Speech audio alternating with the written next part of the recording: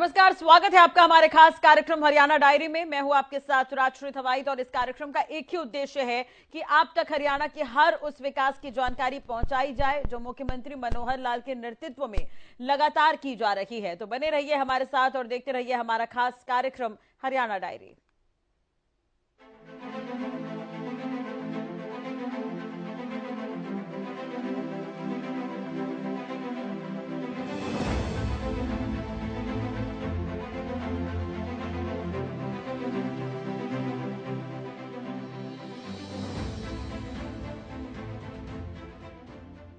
हरियाणा में मनोहर सरकार की तरफ से प्रदेश की जनता के लिए सैकड़ों जन कल्याणकारी कदम उठाए गए हैं, जिसका परिणाम धरातल पर लोगों को नजर आ रहा है। सीएम मनोहर लाल विशेष चर्चा कार्यक्रम के तहत स्कूल प्रबंधन कमेटी के सदस्यों के साथ विशेष चर्चा करते नजर आए। साथ ही सरकार की तरफ से उठाए जा रहे कदमों के बारे में भी उन्होंने जानकारी दी है।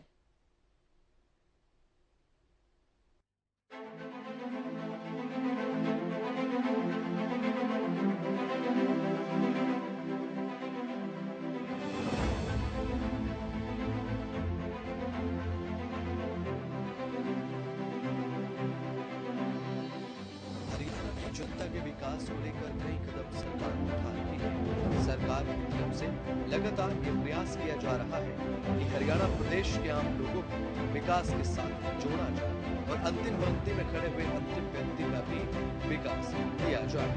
इसके लिए खुद मुख्यमंत्री मनोहर लाल अपनी प्राथमिकता समझते हैं। अब इससे भी अच्छी बात तो ये है कि मुख्यमंत्री मनोहर लाल जनता से विशेष चर्चा के तहत बातचीत भी करते हैं और सरकार की तरफ से किए जा रहे विकास कार्यों की जानकारी देते हैं। और इसी कार्यक्रम के तहत मुख्यमंत्री की तरफ से सरकार की तरफ से किए जा रहे विकास कार्यों का फीडबैक भी दिया जाता है।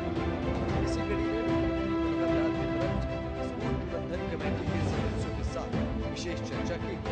इस दौरान मुख्यमंत्री ने कहा कि बच्चों की देखभाल माता पिता, अध्यापक और इसके साथ साथ सरकार की भी जिम्मेदारी है। मुख्यमंत्री ने कहा कि स्कूली शिक्षा विभाग की जिम्मेदारी हमने लगाई है कि वो 6 से 18 साल तक के बच्चे जो कि पढ़ाई कर रहे हैं उनके परिवारों में जाकर एक एक बच्चे के परिजनों से मिलकर उनके बारे में जानकारी लें और बच्चों की अच्छी पढ़ाई के लिए अच्छी व्यवस्थाएं सुनिश्चित करने का भी काम करें। स्कूलों की व्यवस्थाओं के लिए सरकार हमेशा तैयार रहती है। ये बात भी मुख्यमंत्री मनोहर लाल ने विशेष चर्चा कार्यक्रम को संबोधित करते हुए कही है।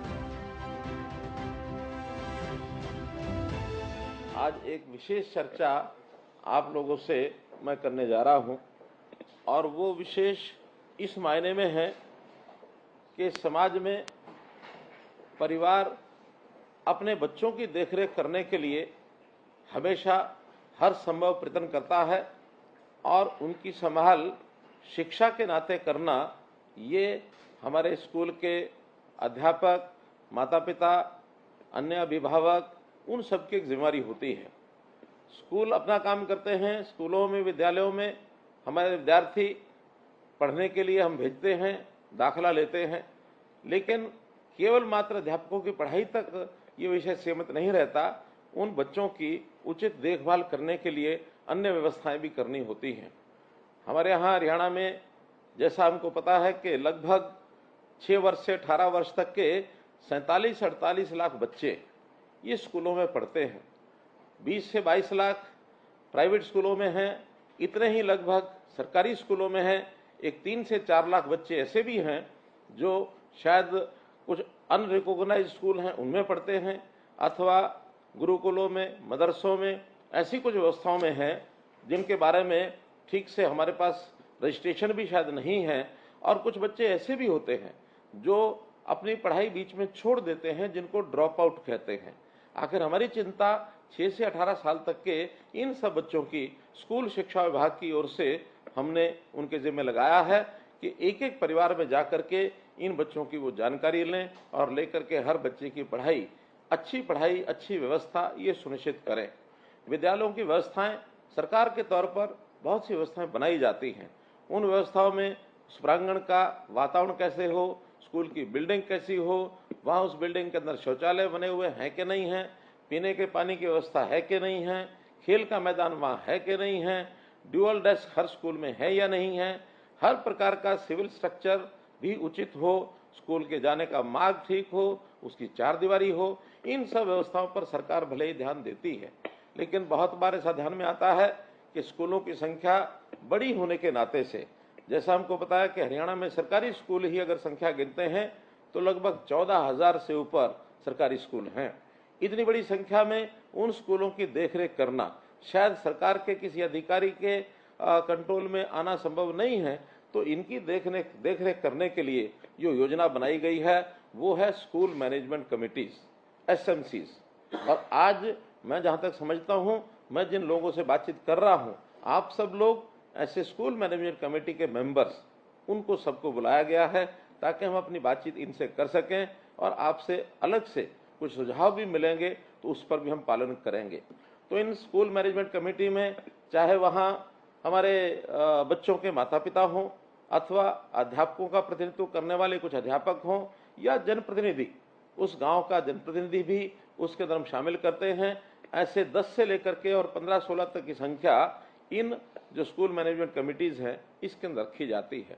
इसकी नियमित हम लोग बैठकें करते हैं और नियमित बैठकें करने के बाद वहाँ की व्यवस्थाओं के संभाल करने के लिए हमारी अपेक्षा है कि स्कूल मैनेजमेंट कमिटीज ये जो है प्रमुख रूप से जो काम करने की बात आती है, उन विद्यालयों की सब गतिविधियां उनका वो ध्यान रखें। बच्चों की परीक्षा जब होती है उस समय की संबंधी की जानकारियां वो भी रखें और अभिभावक जो वहाँ हमारी मैनेजमेंट कमेटी के अतिरिक्त अभिभावक हैं उनको उसकी जानकारी भी दें।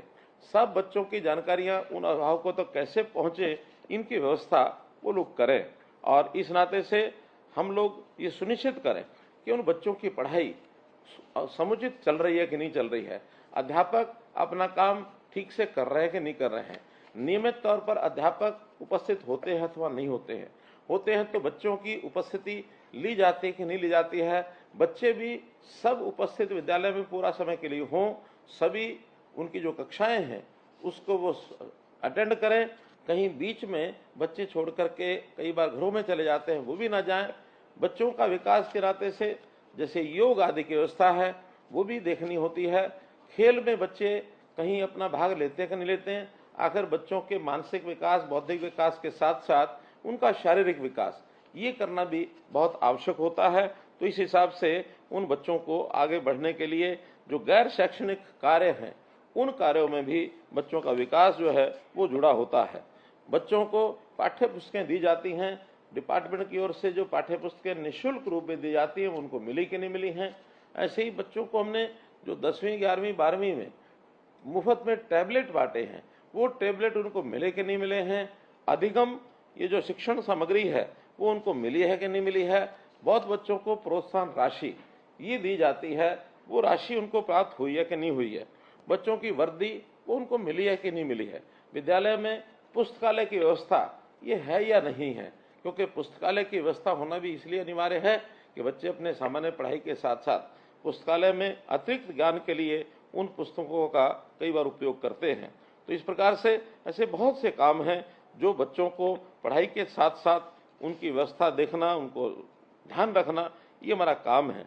एक श्रेणी उसमें विकलांग बच्चों की भी आती है, तो विकलांग बच्चे उनकी एक प्रकार से आने जाने की व्यवस्था, अगर कहीं चढ़ाई है उस स्कूल के कहीं फर्श पर तो उसको ऊपर चढ़ने के लिए वहाँ रैंप बने हैं कि नहीं बने हैं, उन बच्चों के बैठने की अलग से व्यवस्था है कि नहीं है।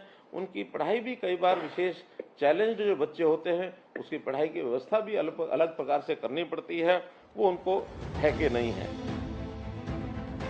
मुख्यमंत्री मनोहर लाल ने कहा कि बच्चों को मिड डे मील दिया जाता है, उसका भी पूरा ध्यान स्कूल मैनेजमेंट कमेटी रखती है। मुख्यमंत्री ने कहा कि हमने मॉडर्न संस्कृति स्कूल भी शुरू किए हैं ताकि बच्चों की शिक्षा का एक स्तर बेहतर हो सके। मुख्यमंत्री मनोहर लाल ने कहा कि स्कूल मैनेजमेंट कमेटी को हमने हर स्कूल के हिसाब से 25 लाख तक की राशि स्कूल की व्यवस्थाओं को सुधारने के लिए अधिकृत किया है। वो अपनी मर्जी से स्कूलों की व्यवस्थाओं को ध्यान में रखते हुए 25 लाख रुपए तक राशि को सरकार ने उन पर पूरा भरोसा जताया है। मुख्यमंत्री मनोहर लाल ने कहा कि प्रधानमंत्री नरेंद्र मोदी ने हमारे सामने नई राष्ट्रीय शिक्षा नीति को लागू करने का विषय रखा है। साथ ही सीएम मनोहर लाल बोले कि 2025 तक हमारे हरियाणा में नई राष्ट्रीय शिक्षा नीति के प्रारंभिक पहलू लागू कर दिए जाएंगे ताकि बच्चों का ज्ञान वर्धन हो सके और समय के साथ साथ बच्चों की पढ़ाई में भी एक बदलाव आए और बच्चे अच्छी शिक्षा ग्रहण करें। मुख्यमंत्री मनोहर लाल ने कहा कि स्कूलों में अध्यापकों के वितरण को लेकर सरकार काम कर रही है ताकि स्कूलों में बच्चों के हिसाब से अध्यापकों की एडजस्टमेंट हो सके। बच्चों को मिड डे मील दिया जाता है, तो मिड डे मील भी बच्चों में इसका वितरण ठीक होता है कि नहीं होता है, भोजन उसकी क्वालिटी ठीक है या नहीं है, उसकी मात्रा ठीक है कि नहीं है, ठीक उचित मात्रा में जो उस भोजन की उष्णता है, उसका जो गर्म भोजन मिलने का उनको एक प्रबंध है वो होता कि नहीं होता है, कहीं भोजन की क्वालिटी ऐसी खराब न हो कि उनको उस भोजन के लाभ के बजाय उनको कोई हानि हो जाए। तो इस प्रकार से बहुत से ऐसे काम हैं जो हमारे एसएमसीज को ये ध्यान रखने होते हैं। बच्चों की पढ़ाई की गुणवत्ता कैसे बढ़े, हम निरंतर अध्यापकों का प्रशिक्षण ये भी करते हैं और अध्यापकों के प्रशिक्षण के साथ साथ अब हमने विद्यालयों में एक दूसरे अलग श्रेणी के विद्यालय भी खोलना शुरू किया है। संस्कृति model school senior secondary school के लेवल के भी हैं और अब प्राइमरी सेक्शन भी हमने संस्कृति मॉडल स्कूल के खोले हैं। कुछ अभिभावक ऐसा चाहते हैं कि भले हमको थोड़ा पैसा खर्च करना पड़े लेकिन हमारे बच्चे सीबीएसई स्कूल में भी पढ़ने के लिए सरकारी व्यवस्था हो, हमने वो भी शुरू की है। इसका भी आप लोगों को निश्चित रूप से लाभ जो है वो मिला होगा। तो मैं इन सब बातों के साथ साथ इतना ही विषय आपके सामने करना चाहता हूं कि इन सब में आप लोगों का अपना योगदान कितना है। अभी जब हमने अनुमान लगवाया कि बच्चों के ड्यूअल डेस्क ये कितनी मात्रा में है, तो पता लगा कि बहुत कम स्कूल में ड्यूअल डेस्क हैं। अगर सरकारी जो प्रक्रिया है उसके माध्यम से ड्यूअल डेस्क हम खरीदते हैं और दिए जाते हैं तो उसमें समय बहुत लगता है और क्वालिटी भी कई बार तो बहुत सी शंकाएं उसमें हो जाती हैं, कीमत भी ठीक से उसकी पता नहीं लगती है। तो हमने एक निर्णय लिया, बहुत सोच समझ के निर्णय लिया कि हम कुछ खर्च एसएमसीज के हवाले करें ताकि वो वहाँ पर अपने ड्यूअल डेस्क की व्यवस्था या निर्माण कार्यों में छोटी मोटी आवश्यकता है, कहीं शौचालय की कमी है, कहीं पीने पानी की कमी है, कहीं सड़क का मार्ग ठीक नहीं है, कहीं चारद्वारी ठीक नहीं है, कहीं विद्यालय के सौंदर्यीकरण में कोई आवश्यकता है, कहीं छोटी बड़ी मुरम्मत है, ऐसे सब कामों के लिए एसएमसी को ही हमने अधिकृत किया और 25 लाख रुपए की राशि हर स्कूल के लिए उसकी एक सीमा भी निर्धारित की कि उस 25 लाख रुपए तक, 25 लाख रुपए फिक्स नहीं है, उसके अंदर अंदर कम करना है, वो कम में होता है तो कम में करें, मैक्सिमम 25 लाख रुपए तक आप अपने आप खर्च करने की व्यवस्था कर सकते हैं। उसके लिए आप लोग कोटेशंस लेकर के भी काम कर सकते हैं। निविदा या टेंडर करना बहुत आवश्यक नहीं है क्योंकि टाइम कंज्यूमिंग जो भी चीज़ होती है, समय जिसमें ज़्यादा लगे, उस काम को करने के बजाय आपके ऊपर पूरा भरोसा किया गया है कि आप उचित दाम पर और अच्छी क्वालिटी इसका काम करवाएंगे क्योंकि आप एक जिम्मेवार एक नागरिक हैं, आपकी के ऊपर स्कूल की पूरी चिंता है। आप स्कूल की मैनेजमेंट के नाते से बच्चे आपके हैं, गांव आपका है, शहर आपका है, अध्यापक आप स्वयं हैं, तो ऐसी जिम्मेवारी शायद चंडीगढ़ में बैठा हुआ व्यक्ति महसूस न करे, लेकिन एसएमसी का हर सदस्य अपने विद्यालय के लिए इन कामों की जिम्मेवारी हमसे ज्यादा समझेगा। इस भाव को ध्यान में रखते हुए हमने आपको पूरी जिम्मेवारी दी है और अनुभव भी आया है कि जो काम शायद सरकारी व्यवस्था से किया जाता और उस काम को आपके माध्यम से जो करवाया गया है, ऑन एवरेज 5 से 7 लाख रुपए का खर्च कम आया है, अर्थात 25 लाख में 7 लाख का मतलब है 25 से 30% का पैसा बचा भी है। इसके लिए मैं आपका बहुत बहुत धन्यवाद भी करता हूं, आपकी सराहना भी करता हूं और मैं चाहूंगा कि जितने काम ये बचे हुए शेष विद्यालयों में अभी बचे हैं, उन सब की भी डिमांड आप अपने वहां ब्लॉक लेवल पर इकट्ठी करें, बाद में जिला लेवल पर इकट्ठी करें और प्रदेश पर आने के बाद उनके सबके बजट मंजूर करवा करके आपको बजट भेज दिया जाएगा और ये जो सारे काम हैं आप अपने सब जल्दी से कर सके, ऐसी मेरी अपेक्षा है। प्रधानमंत्री जी श्री नरेंद्र मोदी जी ने हमारे सामने एक विषय रखा है कि अब देश में नई राष्ट्रीय शिक्षा नीति ये लागू की जा रही है। तो ये नई राष्ट्रीय शिक्षा नीति लागू करने में शिक्षा में भी आमूलचूल परिवर्तन सुधार ये करने की बात की गई है। देश भर में तो ये नई राष्ट्रीय शिक्षा नीति 2030 तक लागू होनी है, लेकिन हमारे यहाँ हरियाणा के अंदर हम लोगों ने तय किया है कि इस राष्ट्रीय शिक्षा नीति के कुछ पहलू जो बहुत प्रारंभिक पहलू हैं वो हम 2025 तक पूर्ण करेंगे ताकि इसमें बच्चों का ज्ञान जो आज की आवश्यकता है उसके हिसाब से बढ़े। बच्चों की त्रिभाषी फार्मूला जो हम बच्चों को भाषा सिखाना चाहते हैं वो हम सिखा सकें और बच्चों को शिक्षा के साथ साथ कौशल विकास के काम के नाते भी प्रवीण किया जाए ताकि कुछ बच्चे स्कूल की पढ़ाई के बाद भी यदि अपना रोजगार करना चाहते हैं, अपने आप को कमाने के लायक खड़ा करना चाहते हैं, वो भी हो सके। तो ऐसे काम में भी आप सब लोगों का हमको योगदान चाहिए। आप जरूर इसके अंदर ये जो पॉलिसी है आज के युग की, जिसके अंदर रिफॉर्म, परफॉर्म और ट्रांसफॉर्म, ये जो 3 शब्दों के साथ एक दिया जाता है आप लोगों को सैद्धांतिक विषय कि आप इसके अंदर लागू करके और 21वीं सदी की जो जरूरत है उसके हिसाब से आप इसको लागू कराएंगे, ऐसा मेरा मानना है। मैं ये भी मानता हूँ कि हमको कुछ व्यवस्थाएं नई खड़ी करनी पड़ेंगी ताकि बच्चों की शिक्षा का, बच्चों की उपस्थिति का, बच्चों के अध्यापक पूरी संख्या हुई कि नहीं हुई, जिस स्कूल में बच्चे कम हैं, अध्यापक ज़्यादा हैं, वहाँ को भी हम ठीक कर सके। जहाँ अध्यापक बच्चे ज़्यादा हैं, अध्यापक कम हैं, उसको भी हम ठीक कर सके। और हाँ, बहुत स्कूल ऐसे हैं जहाँ बच्चों की संख्या बहुत ही कम है, अर्थात 10 से लेकर 15 तक भी बच्चे नहीं हैं, वहाँ भी अध्यापक कम से कम 2 यदि लगाए जाते हैं तो बड़ी कठिन व्यवस्था पड़ती है। ऐसा एक जिसको कहना चाहिए कि एक समान वितरण जो है अध्यापकों का भी ठीक हो सके, इसके ऊपर पूरा हम ध्यान रखे हुए हैं। बहुत जल्दी एक MIS एक हम प्रोग्राम बनाएंगे जिसके अंदर हर विद्यालय में कितने बच्चे हैं, कितनी उनकी उपस्थिति होगी और कितने वहाँ अध्यापक हैं, कितनी आवश्यकता है, ताकि जल्द से जल्द उनको अध्यापक भेजे जा सके। अगर स्थायी नियुक्ति हमारे अध्यापकों की नहीं होगी तो हम जो अस्थायी तौर के ऊपर उनकी भर्ती करके भी उनको भेजेंगे। ये काम भी हम बहुत जल्दी करने जा रहे हैं। सॉरी, बच्चे जो ड्रॉप आउट होते हैं उस ड्रॉप आउट बच्चों की चिंता भी हमारे जो विद्यालय हैं वो जरूर करें। अगर ड्रॉप आउट के विद्यालयों की चिंता बच्चों की कर ली जाती है तो निश्चित रूप से कोई बच्चा हमारा वो बाहर न रहे, इस स्थिति तक हम आना चाहते हैं।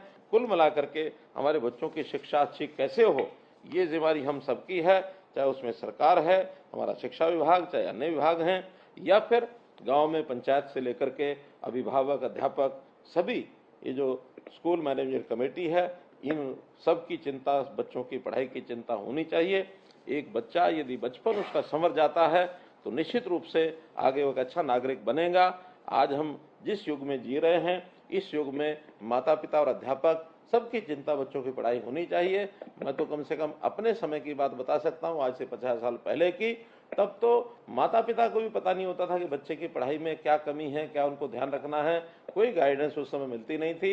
लेकिन आज बच्चों के माता पिता पढ़े लिखे होने के नाते से अध्यापक भी उसी प्रकार की जिम्मेदारी निभाते हैं। तो सब मिल करके हम अपने बच्चों के प्रति जितनी जागरूकता रखेंगे और जितना उनको आगे बढ़ाएंगे, हमारा जो भविष्य है वो सुंदर बनेगा। हमारे बच्चे अच्छे होंगे, वो निश्चित रूप से हमारे नाम को भी आगे बढ़ाएंगे, आगे चल करके माता पिता के सहारा बनेंगे। तो इस सब बात को ध्यान में रखते हुए हम शिक्षा के ऊपर जितना भी ध्यान रख सकते हैं उतना ध्यान रखें और बच्चों की पढ़ाई के लिए आपके कोई भी सुझाव, कभी भी किसी प्रकार के कोई भी मांग, डिमांड अगर आती है उसको हम पूरा करेंगे। हमने इस बार जिन बच्चों के लिए जो स्कूलों की शिक्षा, जो स्कूलों के लिए प्रावधान आपको बताया है कि 25 लाख रुपया हर विद्यालय के लिए हम जो है रखने के लिए तैयार हैं। 14,000 विद्यालयों के लिए हम लगभग 3,500 करोड़ रुपए का खर्चा हम काफी इसमें किया है। जो बचा हुआ है उसको हम पूरा करेंगे। तो इस वर्ष विद्यालय हमारे अच्छे बने, हम विद्यालयों की व्यवस्था को सुधारें, बच्चों की पढ़ाई का तरीका सुधारने के लिए सरकार भी सब काम कर रही है, इसमें हम सफल हो, आगे बढ़ें, यही आपसे निवेदन करते हुए आपका बहुत बहुत धन्यवाद, बहुत बहुत आभार। स्कूलों में बच्चों की पढ़ाई अच्छे से हो, इसके लिए मुख्यमंत्री मनोहर लाल लगातार काम करते हैं, जो कि धरातल पर अब दिखाई दे रहा है। बच्चों की पढ़ाई बेहतर हो रही है और बच्चों का पढ़ाई में ध्यान भी लग रहा है। सीएम मनोहर लाल की तरफ से अब अलग अलग योजनाएं लागू कर बच्चों को पढ़ाई के लिए बढ़ावा दिया जा रहा है और मुख्यमंत्री मनोहर लाल की तरफ से अब इस तरफ तेजी के साथ कदम बढ़ाए जा रहे हैं। सीएम मनोहर लाल का मानना है कि बच्चे देश और प्रदेश का भविष्य है, इसीलिए बच्चों की शिक्षा के लिए सरकार गंभीरता के साथ काम करती है। सीएम मनोहर लाल का सपना है कि गरीब से गरीब परिवार का बच्चा भी शिक्षा ग्रहण करे और सुदृढ़ व्यक्ति बने, एक अच्छा इंसान बने। सीएम मनोहर लाल की तरफ से प्रदेश को सफलता के शिखर पर पहुंचाने के लिए कदम लगातार उठाए जा रहे हैं।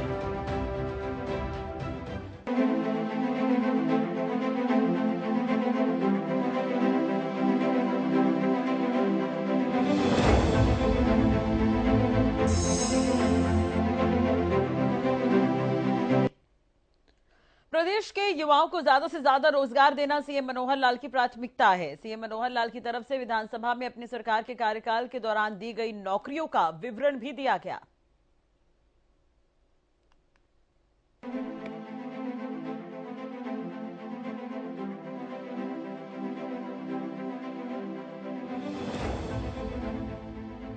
मुख्यमंत्री मनोहर लाल का ये प्रयास है कि प्रदेश का हर युवा अपने रोजगार के साथ तरक्की करे, उसके पास उसका रोजगार हो। इसलिए मुख्यमंत्री मनोहर लाल की तरफ से युवाओं को रोजगार देने के लिए लाखों कदम उठाए गए हैं। नौकरी पर पूछे गए सवाल के जवाब में विधानसभा में मुख्यमंत्री मनोहर लाल की तरफ से अपनी बात रखी गई और उन्होंने नौकरियों का पूरा ब्यौरा पेश किया। विपक्ष के साथ साथ प्रदेश की जनता के सामने उन्होंने अपनी सरकार के कार्यकाल के दौरान दी गई नौकरियों का पूरा बायोडाटा पेश किया। मुख्यमंत्री मनोहर लाल ने कहा कि हमारी सरकार के कार्यकाल के दौरान एचपीएससी की 11,500 भर्तियां हुई हैं। सीएम ने कहा कि 3200 भर्तियों को लेकर एडवर्टाइजमेंट की जा चुकी है, जो कि जल्दी होने वाली है। इस हिसाब से कुल 15,000 भर्तियां एचपीएससी की हो जाएंगी। जो लगातार जो भर्तियां कर रहे हैं, उन भर्तियों में तुलना जरूर करनी पड़ेगी, क्योंकि आखिर तुलना से ही पता लगता है कि कितनी भर्तियां कैसे की गई हैं।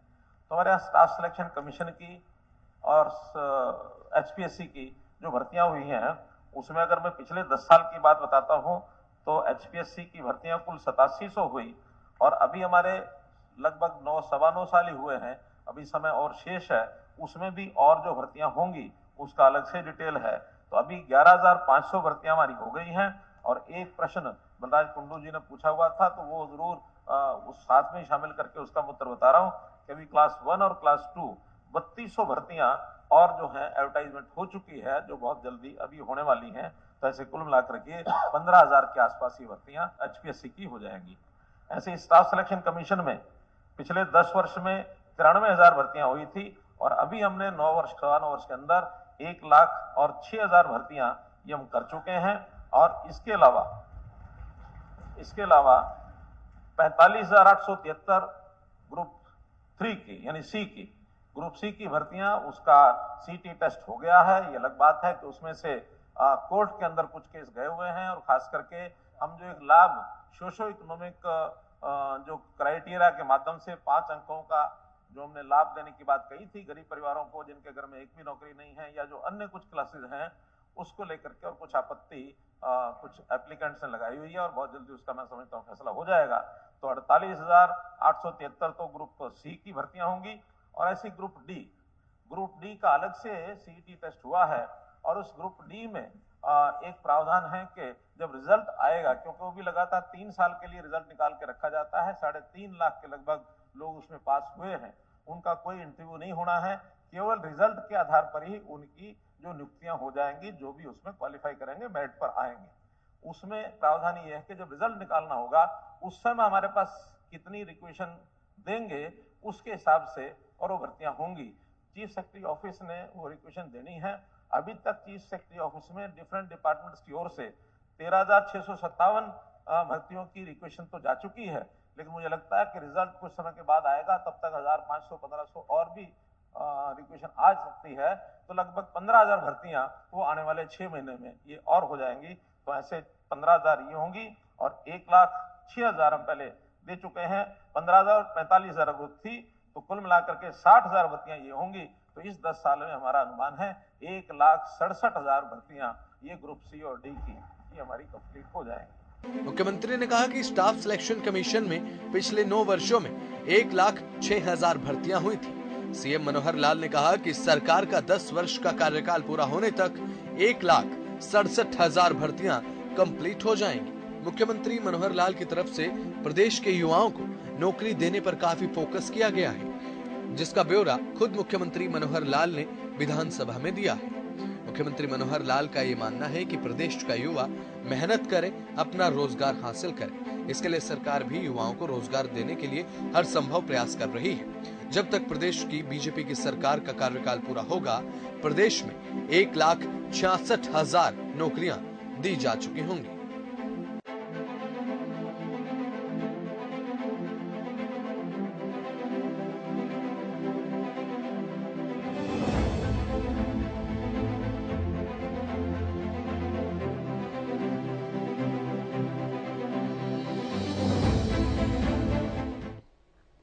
चुने इसी के साथ ही हरियाणा डायरी में आज के लिए बस इतना ही। खबरों के लिए बने रहिए हमारे साथ। नमस्कार।